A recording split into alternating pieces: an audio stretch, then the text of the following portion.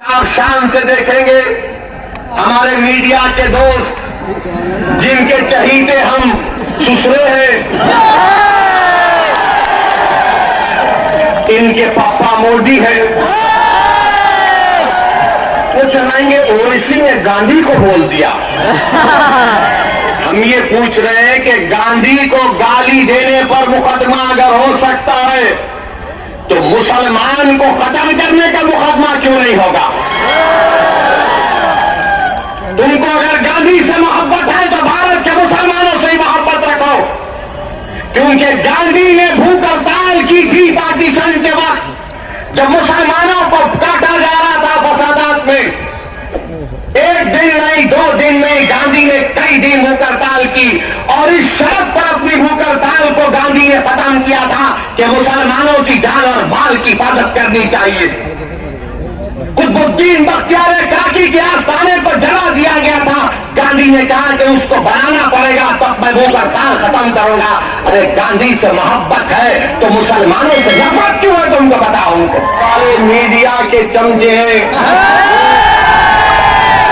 उनसे सवाल करेंगे कि असदुद्दीन ओवैसी, तुम ये बताओ कि मोदी ने कहा था हिंदू नेशनलिज्म की बात?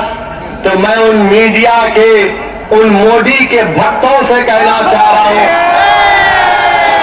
आप नरेंद्र मोदी के राइटर्स का इंटरव्यू पढ़ लीजिए उठाकर, जहां पर नरेंद्र मोदी ने इस तरह की बात की थी। मेरे अजीज दोस्तों और बुजुर्गों, ये मेरी खुशकिस्मती है कि मैं दोबारा अल्लाह सुब्हानहू व तआला ने मुझे इस तारीखी सरजमीन पर आने का मौका दिया और अल्लाह ने मुझे एजाज बख्शा कि मैं एक ऐसी गयूर सरजमीन पर बसने वाले गयूर अवाम से कुछ अपनी दिल की बात उनके सामने रख सकूं। यकीनन ये तारीखी जगह है जहां से हमारे उलमाए कराम ने अंग्रेजों के खिलाफ न सिर्फ जिहाद का फतवा दिया, बल्कि इस मुल्क को 200 साल की अंग्रेजों की गुलामी से अगर छुड़ाने का किसी ने काम किया तो इसी सरजमीन पर बसने वाले वो मौजूद उलमाए कराम थे, जिन्होंने इस मुल्क को अंग्रेजों की गुलामी से आजाद कराने के लिए एक बहुत बड़ा अहम रोल अदा किया।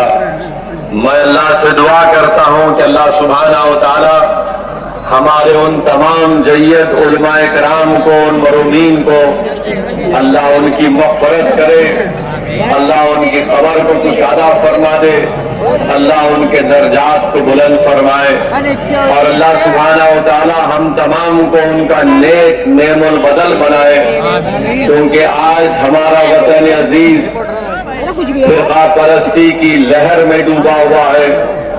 आज हमारा वतन अजीज नफरतों की फिजाओं में डूबा हुआ है।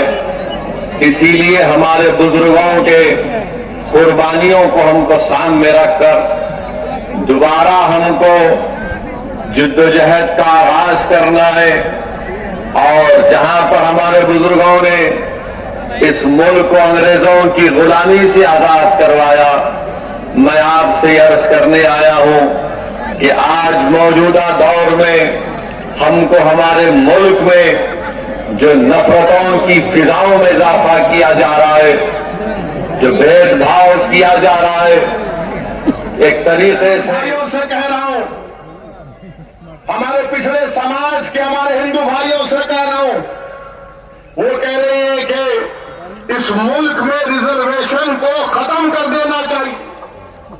ये मैडम ने कहा, एक ने कहा अगर इंसानियत को बचाना है, ये रामदास इनका नाम है, बच जाइए। रामदास ने कहा कि अगर इंसानियत को बचाना है तो मुसलमानों को खत्म कर दो। अगर वो बात असदुद्दीन ओवैसी आज उसका 5% भी कहता तो जितने मंच पर लोग बैठे हुए 2 घंटे में पूरे थानेदार हमको लेके चले जाते, अपना दामाद बना लेते जेल में।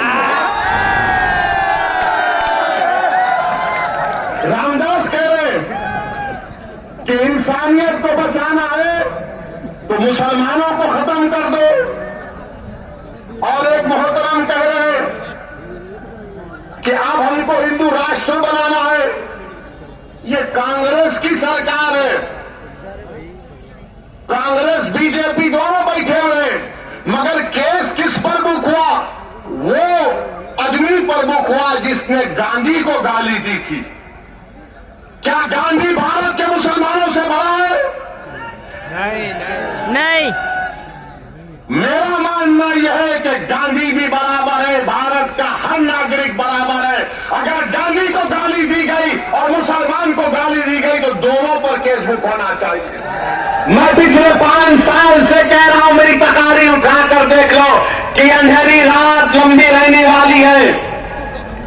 ये अंधेरी रात लंबी रहने वाली है, याद रखो मेरी इस बात को। हाँ, इस अंधेरी रात में सेकुलर जहन रखने वाले हमारे हिंदू भाई आज भी हैं, जो अंधेरी रात में जुगनू की तरह चमक कर कुछ उम्मीद की शमा जलाए बैठे हैं। मगर याद रखो ये अंधेरी रात है जो नफरत फैला रहे हैं। ये भारत के दुश्मन है जो मुसलमानों को खत्म करने की बात कर रहे हैं। ये भारत के दुश्मन है, ये भारत के संविधान के दुश्मन है, ये अंबेडकर के दुश्मन है, ये गांधी के दुश्मन है, ये मौलाना अबुल कलाम आजाद के दुश्मन है, ये मुजाहिदीन आजादी के दुश्मन है। मेरे अजीज दोस्तों और बुजुर्गों, अभी जनाब शौकत अली साहब ने जिक्र किया अपनी तकरीर में कि किसी ने कहा कि सदुद्दीन अवैसी की गर्दन को काट देंगे। मेरी गर्दन की फिक्र मत करो, मेरी गर्दन की फिक्र मत करो।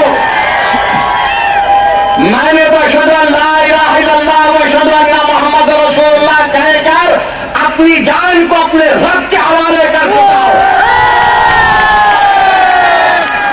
जन्नत के एवज में इंशाअल्लाह ताला अपनी जान को अपने रब के हवाले कर चुका हूं। वो मुझे खून के टुकड़े से बनाया है, जब वक्त आएगा चले जाएंगे।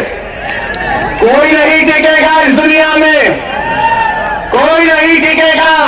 बड़े बड़े वजीर आजम आए, सबको जाना पड़ा, कितने प्रधानमंत्री आए, सबको जाना पड़ा, मैं भी जाऊंगा। तुम अपनी फिक्र करो, तुम अपनी फिक्र करो कि मेरी गर्दन काटेंगे। गर्दन काटने से क्या हक की आवाज दब जाएगी? क्या गर्दन काटने से सच्चाई चुप जाएगी? नहीं। क्या गर्दन काटने से जालिम के खिलाफ आप लोग नहीं लड़ेंगे? नहीं। क्या गर्दन काटने से आप मजलूमों का साथ नहीं देंगे? क्या गर्दन कट जाने से आप इन जालिमों के खिलाफ एक शीशा पिलानी दीवार नहीं बनेंगे? आपको बनना है। और मैं लोगों से कह रहा हूं कि ये जान से मारने की धमकी मुझे मत दो। मैं जब 12 साल की उम्र का था, जब से अपने घर के सामने संघ परिवार के लोग हमारे घर के पास आकर नारे लगाते थे, मेरे छोटे भाई अकबर भी इसको जानते हैं, घर के सामने आते थे और नारा लगाते थे कि मुसलमान खबरस्तान या पाकिस्तान। 15-20 लोग आते थे, हमारे एक ताया थे, वो जब भागते थे तो पूरी अपनी चप्पलें छोड़कर भाग जाते थे।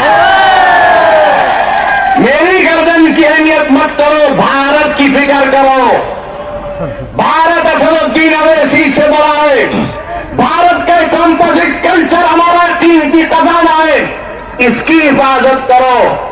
ये जो धर्म संसद में मुसलमानों के खिलाफ नरसंहार की जो बात कर रहे हैं उनके खिलाफ तो पर बोलो अमित शाह तुम देश के होम मिनिस्टर हो, बोलो नरेंद्र मोदी तुम देश के प्रधानमंत्री हो, तुम क्या मुसलमानों के प्रधानमंत्री नहीं हो? बताओ नरेंद्र मोदी, बताओ अमित शाह, क्या तुम होम मिनिस्टर नहीं हो मुसलमानों के?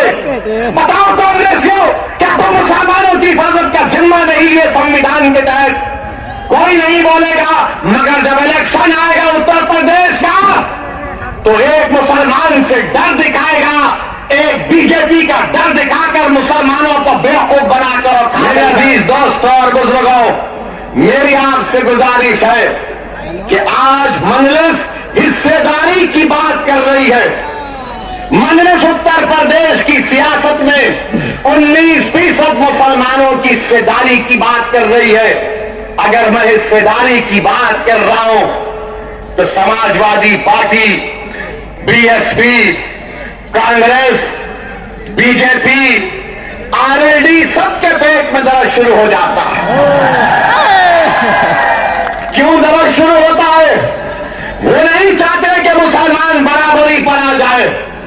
वो ये चाहते हैं कि मुसलमान दरी बिछाता रहे, दरी बिछाता रहे, दरी बिछाता रहे।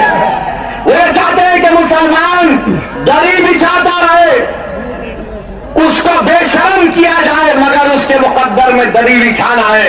मैं तुमसे कह रहा हूं कि दरी अब तुम नहीं बिछाओगे, तुम कुर्सी पर बैठोगे और राज भी करोगे इंशाअल्लाह। तुम अपने मुकद्दर के फैसले आप कर सकते हैं। बरसों आपने समझा कि नहीं कांग्रेस का साथ देंगे, कांग्रेस हमारे मुकद्दर के अच्छे फैसले करेगी। कांग्रेस ने क्या दिया हमको? शहादत बाबरी मस्जिद, हाशिमपुरा, मलियाना दिया। तो कभी हमने समाजवादी का साथ दिया, कहा कि मौलाना मुलायम है, मगर मौलाना तो नहीं निकले, अपने यादव परिवार को आगे बढ़ा किया। तो कभी आपने कहा कि चलो इनके बेटे का साथ देते हैं, तो हमको क्या मिला? मुजफ्फरनगर मिला। फिर आपने बीएसपी का साथ दिया, कौन सा हिस्सा मिला आपको? कौन सा हिस्सा मिला आपको? सबसे ज्यादा जेल में उत्तर प्रदेश में अगर अंडर ट्रायल कोई है तो मुसलमान है 28%। सबसे ज्यादा कम ग्रेजुएट है तो मुसलमान है 2%। सबसे ज्यादा प्राइमरी स्कूल में कम पढ़ने वाले बच्चे हैं तो मुसलमान है। बताओ ये कब खत्म होगा? यही चीजें जब हम पढ़ते हैं तो मेरी जबान में तेजाबी पैदा हो जाती है। मेरे अजीज दोस्तों और बुजुर्गों, याद रखो मेरी इस बात को, कामयाबी लिखना ये अल्लाह का काम है, तुम्हारे हाथ में नहीं। अल्लाह अगर कामयाब करना चाहा तो अल्लाह आपके दिलों में मोहब्बत को डालेगा। मगर ये इस बात को याद रख लो, अगर नाइंसाफी का आप खात्मा करना चाहते हैं, मैं सावनपुर की इस मुबारक और तारीखी सरजमीन में खड़े होकर आपसे हाथ जोड़कर अपील कर रहा हूं कि तुमने 60 साल कांग्रेस का, आरएलडी का, समाजवादी का, बीएसपी का साथ दिया। एक मर्तबा अपनी क़यादत को बनाओ, अपनी पार्टी को मजबूत करो, अपनी नेता को बनाओ जो तुम्हारे इशारे पर उठेगा, जिसकी दिलों में तुम्हारी मोहब्बत होगी, जिसकी जबान पर सपा, बीएसपी, कांग्रेस का डर नहीं होगा, उसकी जबान पर तुम्हारे इंसाफ के मुतालबे रहेंगे। वो तब होगा जब आप अपने वोट से मजलिस के उम्मीदवारों को कामयाब करेंगे।